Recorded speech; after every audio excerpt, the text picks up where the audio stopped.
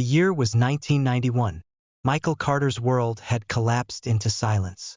His wife, Laura, had passed away just a year earlier after a long battle with illness. Their house, once filled with laughter, plans, and dreams of children, now echoed with emptiness. Michael was only 36, yet he felt decades older. Every night, he sat alone at the kitchen table, staring at the wallpaper Laura once picked out. The ticking of the clock mocked him, each second stretching into eternity. Friends told him to remarry. Family said he should move on. But Michael couldn't. On Laura's final day, she had whispered a plea into his ear, her voice weak but filled with love. "Don't let love die with me. Give it somewhere to go." Those words became a promise he couldn't ignore.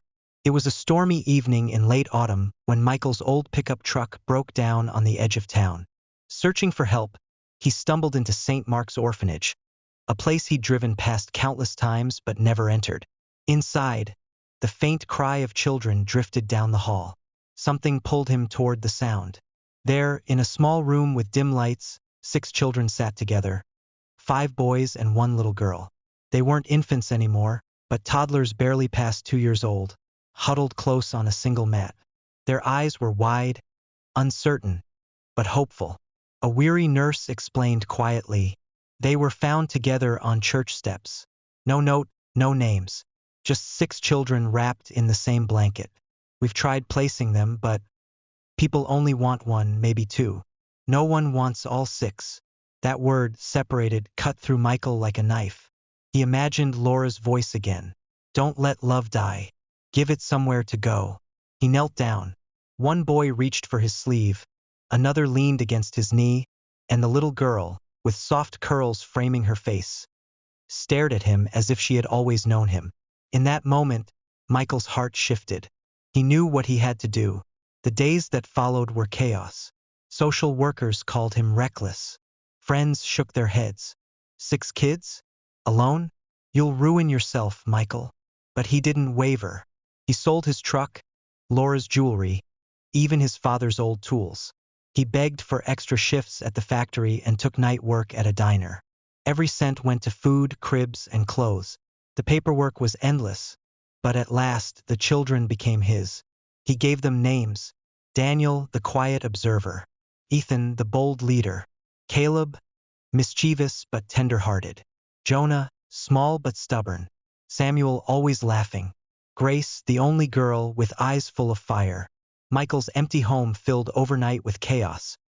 Bottles on the stove, tiny shoes scattered everywhere, and lullabies hummed by a man who had never sung before. The world doubted him, but he had no regrets. Life became a battlefield. Michael's hands grew rough from endless work. His back ached from lifting, carrying, chasing. At night, he often skipped meals so the children could eat.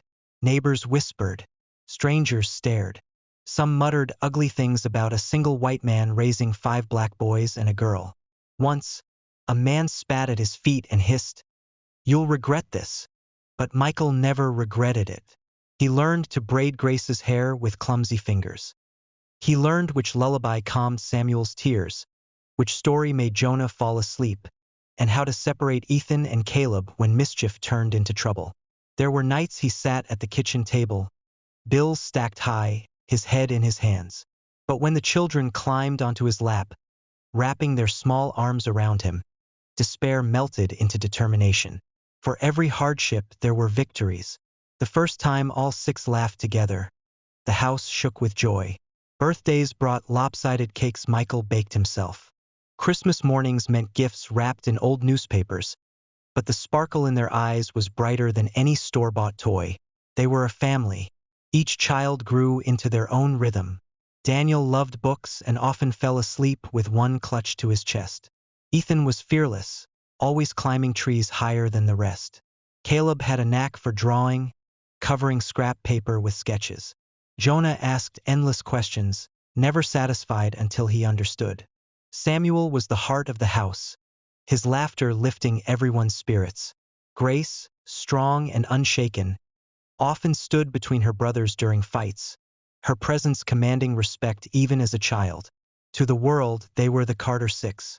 To Michael, they were simply his children. But the outside world wasn't kind. At school drop-offs, parents whispered, "What's his angle? Why would a man adopt 6?"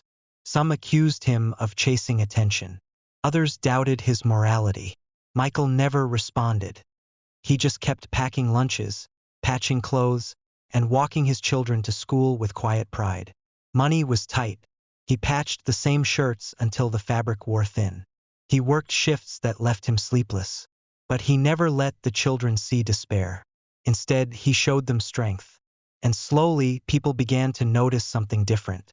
The whispers didn't stop, but admiration started to grow. The children grew taller and wiser. Teen years brought new battles. School fees, peer pressure, and the sting of being different. Grace often defended her brothers fiercely, refusing to let anyone mock their family. Ethan, bold as ever, clashed with teachers but always stood up for his siblings. Daniel won a scholarship through his love of books. Caleb's drawings earned prizes in local contests. Jonah excelled in science, building gadgets from scraps. Samuel joined the school choir, his laughter turning into a voice that moved crowds.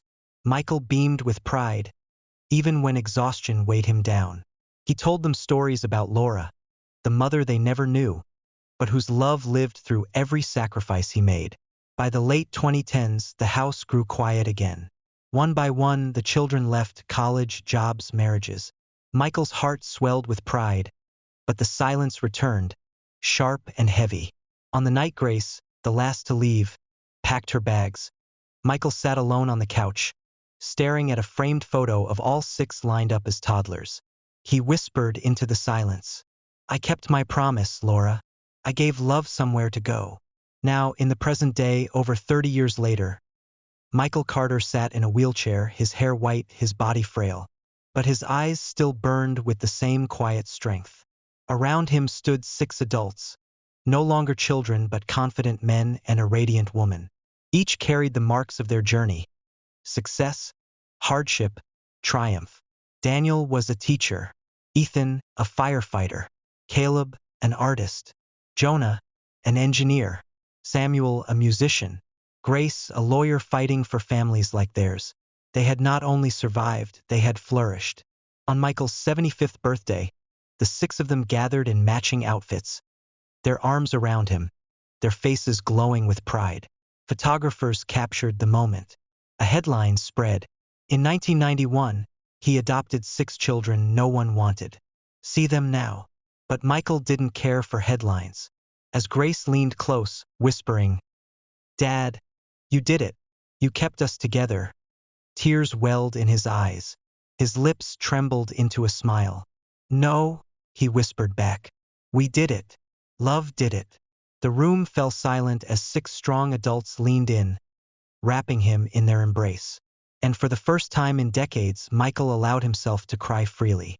Because the promise was not only kept, it had blossomed. If you enjoyed the story, don't forget to give it a thumbs up and hit the subscribe button for more emotional and inspiring tales. And let us know in the comments, where in the world are you watching from? We love hearing from every one of you. Until next time, stay kind, stay curious, and keep believing in the power of love.